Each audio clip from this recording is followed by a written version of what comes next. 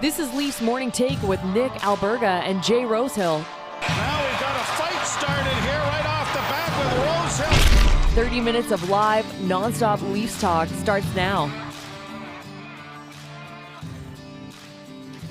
Presented by Botano. It's a Tuesday edition of Leafs Morning Take. Nick Alberga and former NHL netminder Carter Hutton once again with you. Jay Rosehill back on Tuesday. What's up, Carter? We got our Stanley Cup Final. It is now set. It's the Florida Panthers and the Vegas Golden Knights. Can you believe that? And we hopefully everyone watching picked Vegas because your bet, and we kind of got the tail of Oettinger. You know, he was hot and cold all series, and again, Vegas just was too overwhelming. I think they're just too deep, and it's going to be one heck of a final, that's for sure.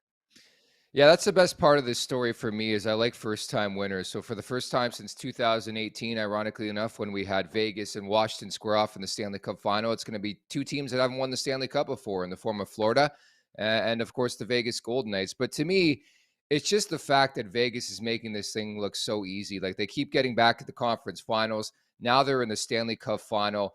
And the big story for me, and it's perfect since you're here, Adin Hill, dude. Nobody in their right mind could have expected NHL journeyman Adin Hill to make an appearance first and foremost, but number two, play the way he has. Two shutties in the Western Conference Final.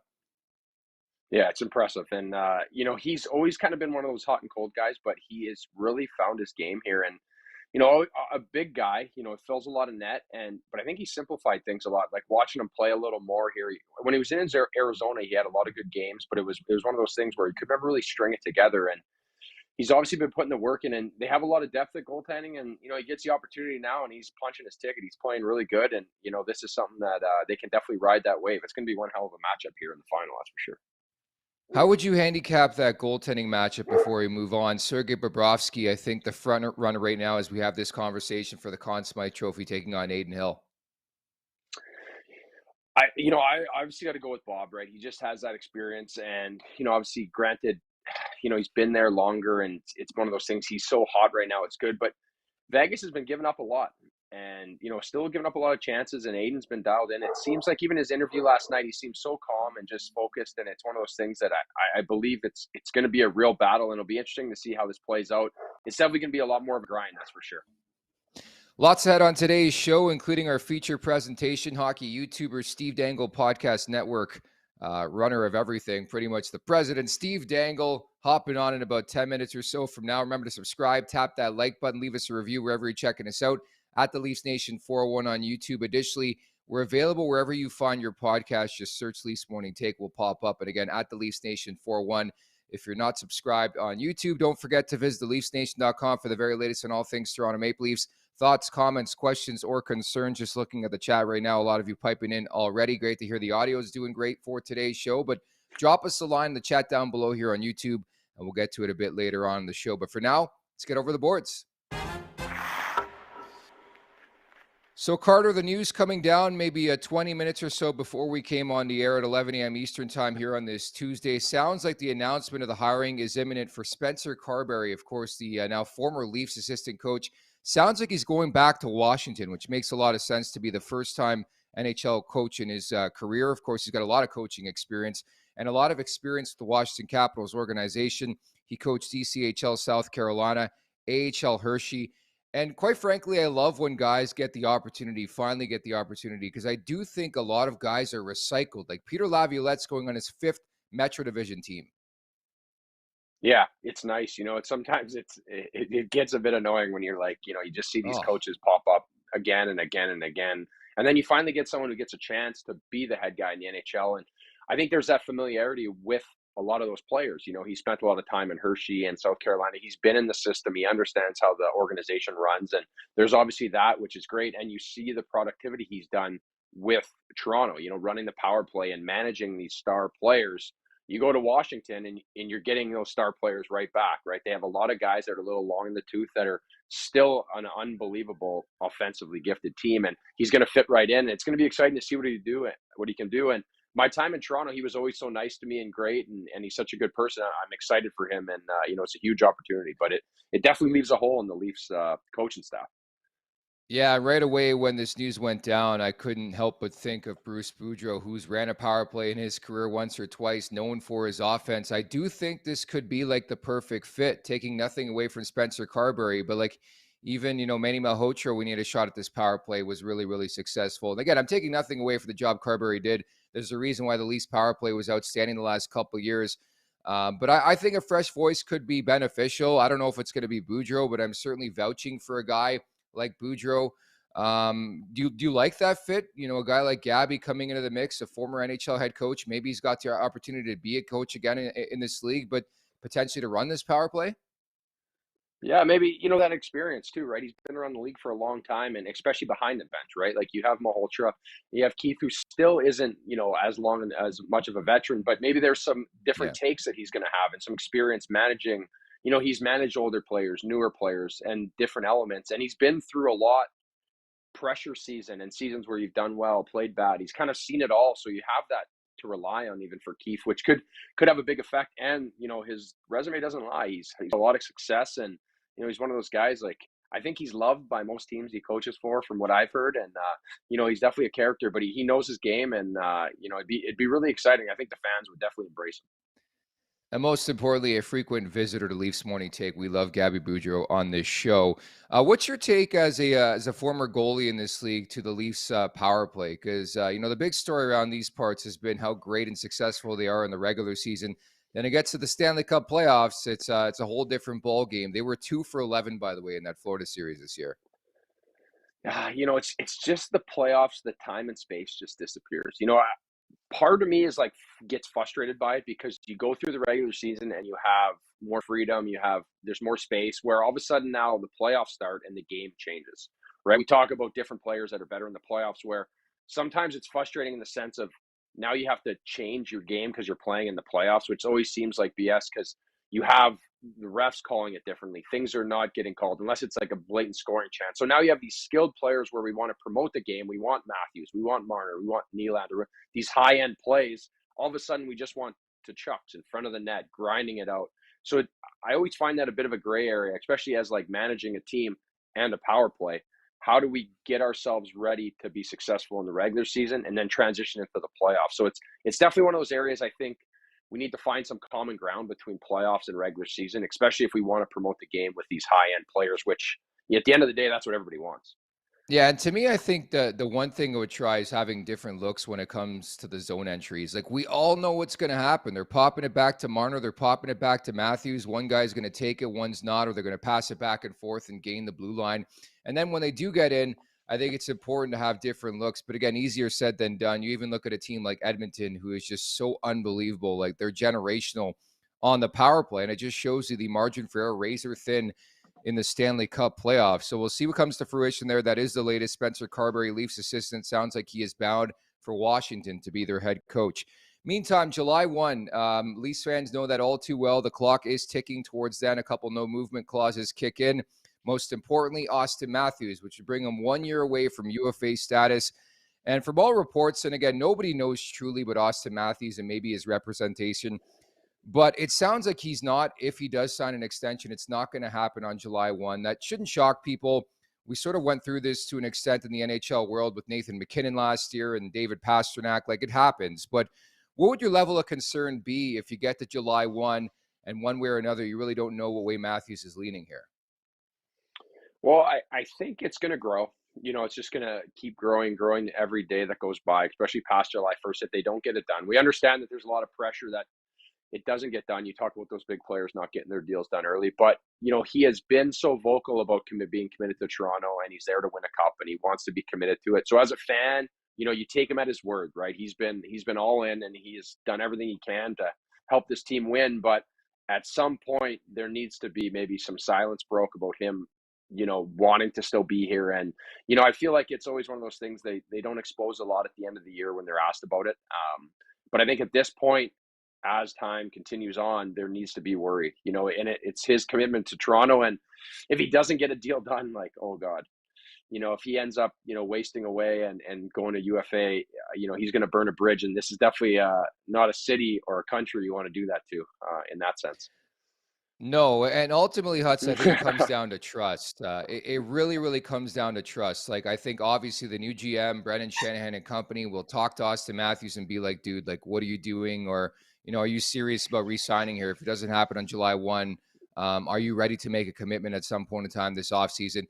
If there's any hesitation, like I hate to say it and everything you just referenced, there is no way you can enter Auston Matthews' walk year and he dictates everything because he's got the no movement clause and potentially lose this guy for nothing. In my world, it just doesn't work that way. So if there's slight hesitation or there's zero commitment, I think you have to do the unthinkable and look at swapping this guy and trading this guy. And I would think the new GM, everybody involved, would have a plan in place if Matthews elects to leave. I would hope so, at least, because never say never in this NHL world. But that's my fascination, is like, if he doesn't commit or doesn't tell them he's committing. I know in the media the last couple of weeks he said that, specifically when the season concluded, he wants to stay a member of the Maple Leafs, but you cannot run the risk. I mean, just look at what's happening in Calgary. You can't run the risk of Matthews leaving for nothing. He's just too important to you. No, it's true. And even if it does pass July 1st, I feel like you need to set these with other GMs, big market teams, right? He's not going to Columbus. He's not going to a team that isn't a big market. You need to be talking to LA. You need to know like where he wants to go. Of course, he has a no movement clause, but just in case, get some teams on your radar that would potentially want to make a deal with you for Auston Matthews and have that in place. I feel like you need to have a plan B, because we've seen it before. And I feel like watching Ryan Suter every time when he's in Nashville getting booed every single time. Auston Matthews, not Ryan Suter, but he was a star. Screwed him over, getting booed every time he's on the ice in mini.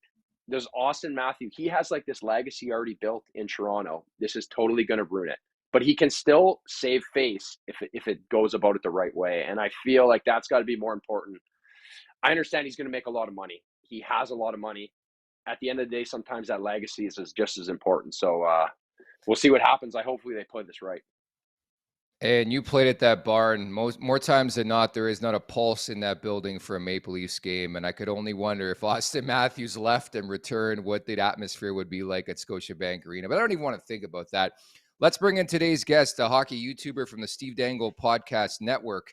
It is the one and only Steve Dangle. And Steve, thanks so much for doing this. We'll start with that. What's your read on Auston Matthews? I know you guys debated this on your show the other day. Well, I just keep going by what CJ says, Chris Johnston, this shameless plug here on SDPN with the Chris Johnston show. He's been convinced for a very long time that this is getting done. Obviously, the Leafs firing their GM heading into the most important and volatile 5-6 week period in the franchise's recent history seems like kind of not a recipe for success. But he's convinced it's going to get done. And I just want to know what he knows, because on the surface, if he doesn't sign in the next few weeks, you have no choice but to explore the idea of life without him. What's your blood pressure at these days, Steve? So of all my health issues, blood pressure is not one of them. And every time I go to the doctor and they say it's good, I go, really? Everything else, neck, back, shoulder, it's all screwed up. But apparently the blood sugar and the blood pressure for some reason are always fine. You're very calm, and it's almost like you deserve to have like a strawberry daiquiri while you do this broadcast and this interview with us. I appreciate your time today, bud. I mean, so much has happened the last couple of weeks. I think we should start there. Team Dubis or Team Shanahan? What side are you on? Oh boy, I think there's lots of blame to go around. What I keep coming away with is it feels like Shanahan gave Dubas the death penalty for petty theft. You know what I mean? Like it felt a little like an overreaction, and it just feels like adults should have been able to come to a resolution here where Dubas would have got millions of dollars anyway, and Brendan Shanahan would have had a general manager in place for this year's draft, because even if they get Treliving, he's not going to be allowed to work the draft. The potential of trading Nylander or locking him up, the potential of trading Marner, the potential of trading Matthews or locking him up. It's just such an important period. And even if they get their guy, he's not even going to be able to do the full job until after July 1st, when it might already be too late. So I guess if I had to pick a team, it's Dubas, but like I don't really like either of those guys right now. Understandable. Carter, you got a question? Yeah. So looking at this with Shanahan now, obviously you got to put some blame on him with the way things have gone down. But to the fan side, how do we sell this to the fans to keep this core? Like, if you're moving together with this core and you're a fan, at some point you have to be like, something's got to change, right? I feel like I'm talking to my high school girlfriend, telling her I'm not going to go out and text her after Friday night, and I end up calling her Sunday night, right? It seems like the same thing over and over and over again. And at some point, something has to change here, especially with the core four and what they have in the pipes. Like, what's the plan moving forward here? I keep coming back to Dubas had a plan that was to keep these guys together. We can and we will.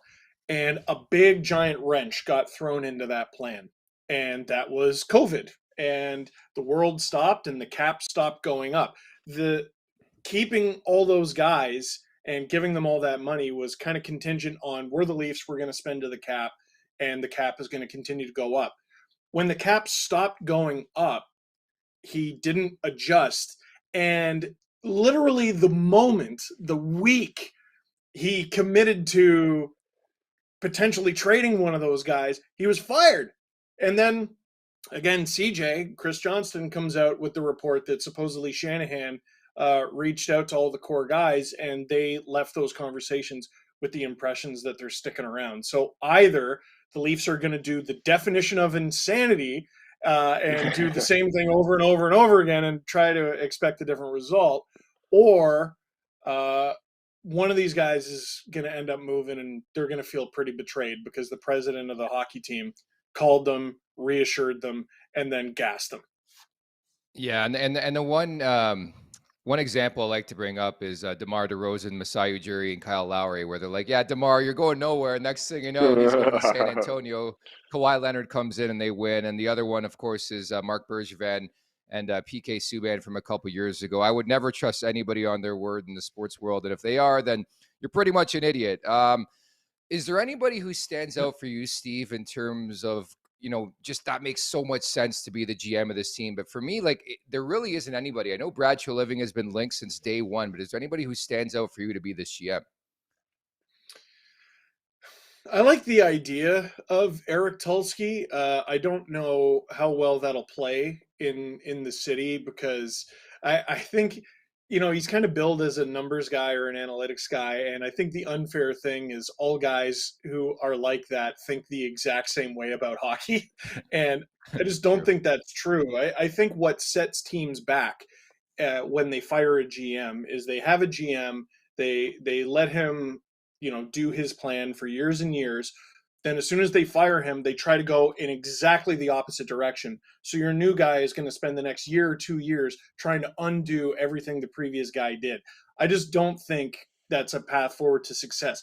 Like, the Leafs are reeling right now, but it's not like they suck. Like, they're not, in the lottery conversation. So if they go from a guy like Dubas to a guy like Tulsky, who has a different background, he has a different hockey education, like he's coming up through the Hurricane system, and the Leafs like to play with the puck. The Hurricanes do a lot of playing without the puck, and they just have a different style, and he's been part of that management group that's helped bring in new guys and new blood. And every time a good player becomes available, they go to one of half a dozen teams, and the Hurricanes always seem to be involved in that. So I think he'd be a pretty good transition.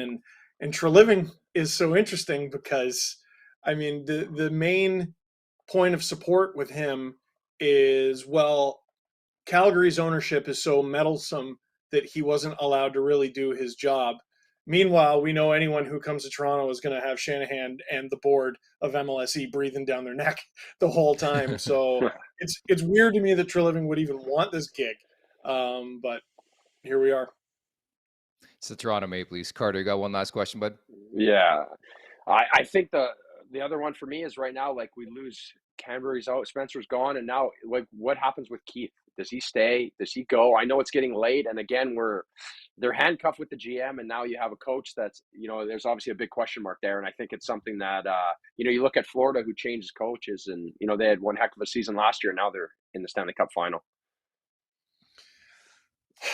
Sometimes I think we overthink this whole hockey thing, because the Panthers spent less than 30% of the regular season in a playoff spot, and now here they are just wrecking shop. So, was it smart to hire Paul Maurice? Like, at the moment, no. Like, there was getting rid of Andrew Brunette after he went. I saw his record yesterday. I think it was 51-18-6, and they gassed him.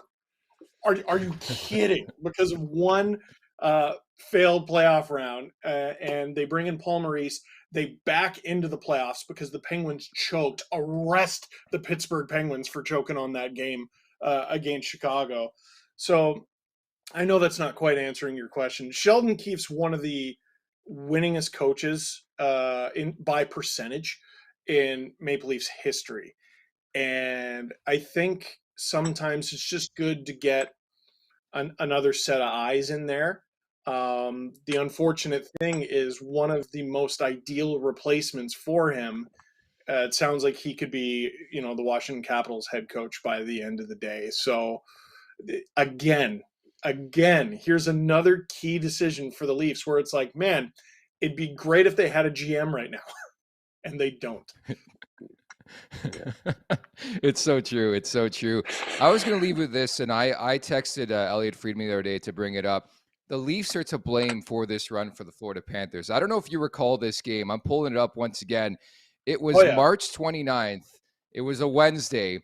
The Leafs were up 2-1 in that hockey game. I think they surrendered a power play goal with like 59 seconds left. And Brandon Montour wins it in OT. And that was Alex Lyon's first game in that run, man. It just, the swing in points is so crazy in the regular season. To think the Florida Panthers might not even be here right now is crazy to me. It's just wild. There's so many games in the regular season. I want to say there was a giveaway in a game against Carolina as well in the regular season. And yesterday on the podcast, we went back and looked at their series against Boston. They should have lost in 5. Like, how on earth did you look at moments from game 5, and they were losing in the third, and they took a penalty in the third, and they could have blown it. And game 6 was 7-5, and Marchand had a breakaway or something at the end of game 5, and they were losing with under 90 seconds to go in game 7. Again, like, sometimes I think we maybe overthink this whole hockey thing. And we should just sit back and watch. And if you're running a team, here's the thing about the Cats. They're a bunch of dogs. They just work harder than you. They want it more than you. Just go out and get a bunch of psychos who are going to do any and everything to win a hockey game and hope for the best. I feel like there's a potential you stole that from friend of the show, Johnny Lazarus, but we'll leave it at that. Here's a positive note to leave on. Yeah, he's been saying that for a couple weeks, buddy. He's been saying that for a couple weeks. Yeah. No. I'm going to put it on a shirt immediately. I'm stealing it. Do it. Then you own the rights. I'll leave you with this. The Golden Knights and Panthers, the past 2 NHL All-Star Game hosts are in the Stanley Cup Final.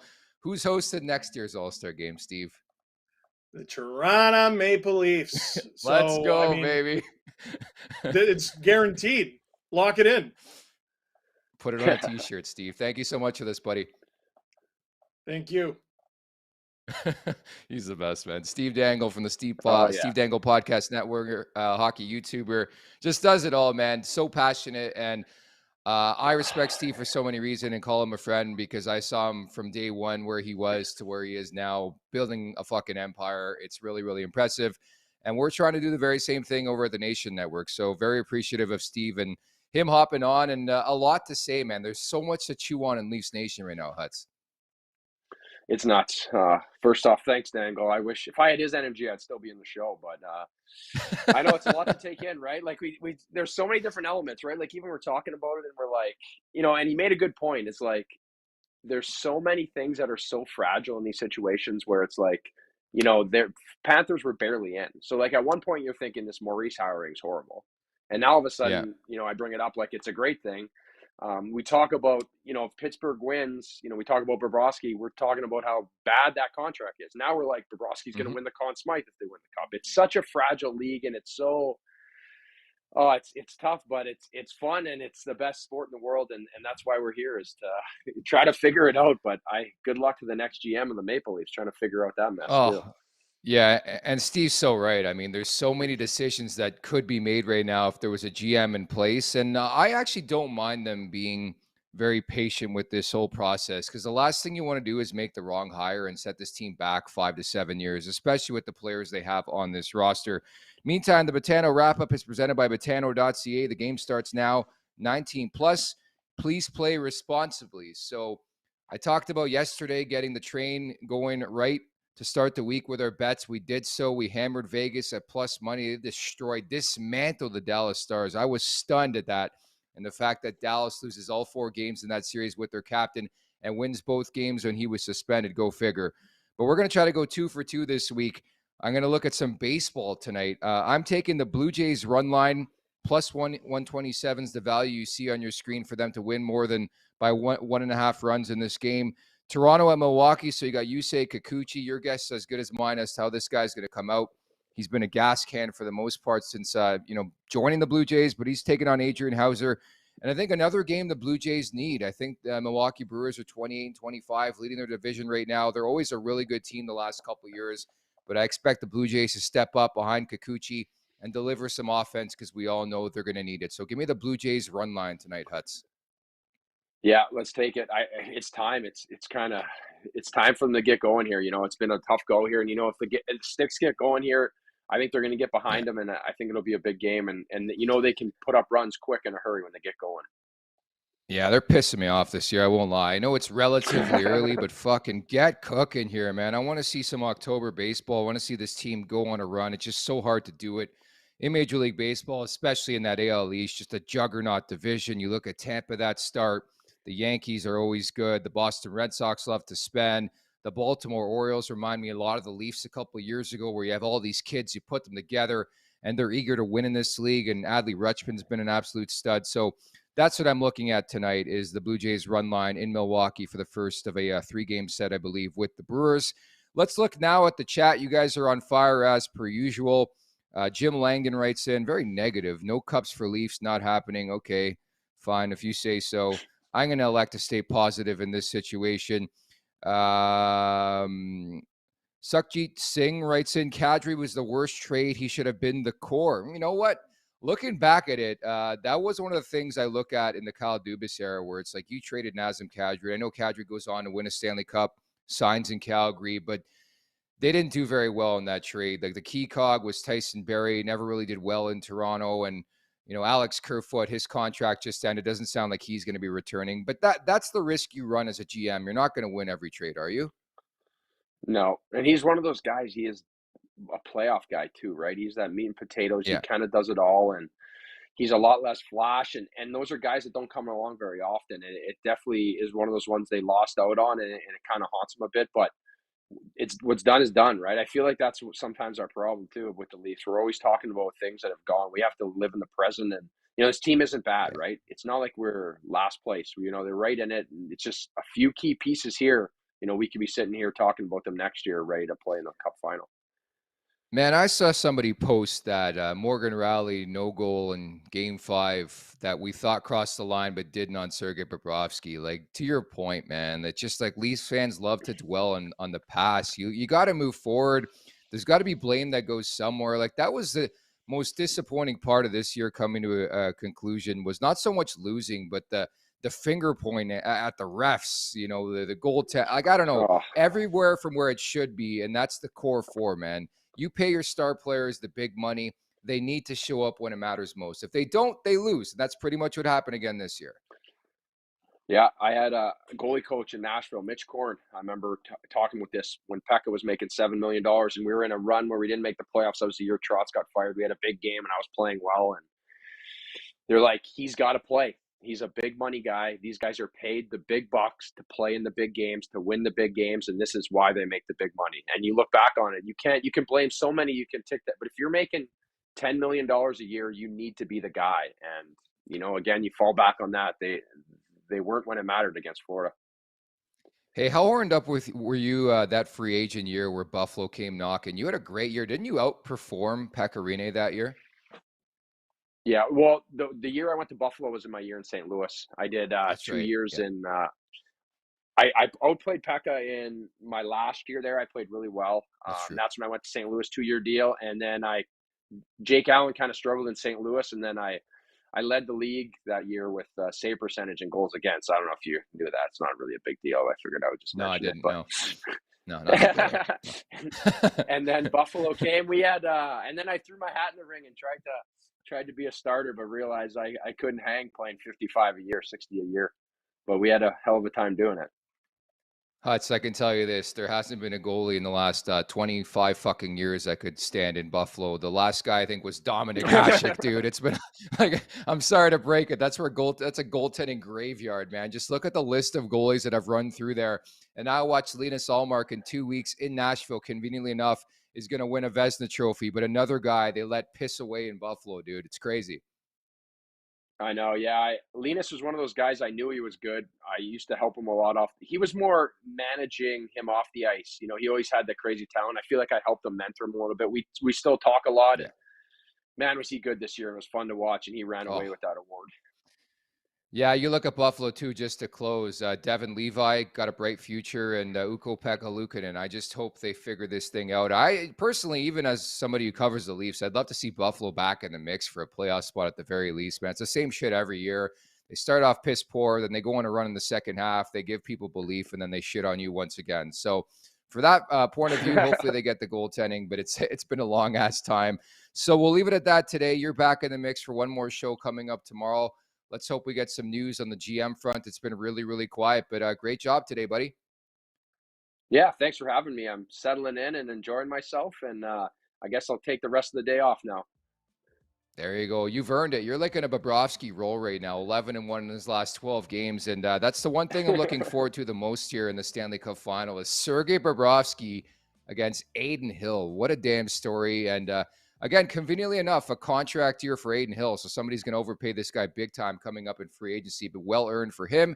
Again, for Carter Hutton, I'm Nick Alberga. Many thanks to Steve Dangle, producer Aaron. You're fantastic as per usual. Everybody in the chat, bringing the heat once again, and we'll talk on Wednesday at 11 a.m. Eastern time. Take care.